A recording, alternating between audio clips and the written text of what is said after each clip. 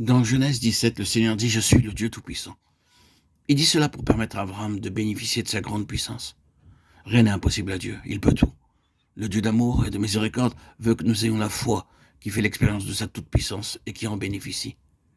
À l'âge de 99 ans, Abraham se servait sans doute d'un bateau pour marcher, car lorsque nous vieillissons, nous devenons faibles et débiles.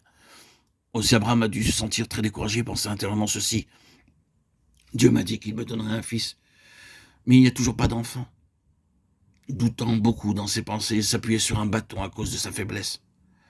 Alors Dieu lui dit en quelque sorte, « Jette ton bâton et marche droit. N'aie plus cette allure de vieillard. Tu es un jeune homme sans plus. Pour d'autres, tu as peut-être l'apparence d'une personne âgée, mais à mes yeux, tu es toujours jeune. » Aussi Abraham a pu jeter son bâton qui illustrait l'incrédulité, le désappointement et la faiblesse humaine. Dieu dit en fait, « Je suis le Tout-Puissant, je vais déverser ma puissance en toi. » Abraham demandait un fils, mais l'Éternel lui dit, « Je te rendrai fécond à l'infini. Je ferai de toi des nations, et des rois sortiront de toi. » Genèse 17, 6. Sans cette expérience, Abraham n'aurait jamais su ce qu'il y avait dans le cœur de Dieu à son intention. Lorsque nous passons par des souffrances, nous ne savons pas ce que Dieu a pour nous dans son cœur. Ce n'est que par la foi que nous réalisons nos bénédictions.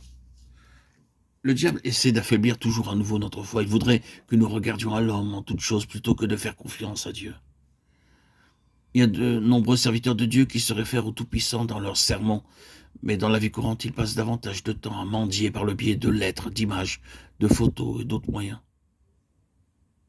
Ce sont des mendiants dans le service de Dieu. Mais nous avons fait l'expérience que notre Dieu est le Dieu Tout-Puissant, celui en qui nous croyons et que nous prêchons est le Christ vivant. Et il est prêt à tout nous donner. Paul dit dans Philippiens 4, 19, « Et mon Dieu pourvoira tous vos besoins selon sa richesse, avec gloire en Jésus-Christ. » Dieu a conclu une alliance avec Abraham, comme nous le lisons dans Genèse 17, 11. « Vous vous circoncirez et ce sera un signe d'alliance entre moi et vous. » La circoncision était un symbole du fait que la puissance de Dieu était à la disposition de l'homme. Abraham devait recevoir un enfant non par la force humaine, mais par la puissance de la résurrection, la puissance de la vie divine victorieuse de la mort. C'est la raison pour laquelle Abraham a été circoncis. Nous pouvons également recevoir par la foi cette puissance en nous l'appropriant pour toute épreuve, tentation et expérience. Nous mettons souvent de nombreuses années pour recevoir cette foi. Au début, nous dépendons de la connaissance de la Bible pour la victoire. Ensuite, nous dépendons de longues prières, de jeûnes, de la puissance de la volonté ou de rêves et de visions. Toutes ces choses échouent.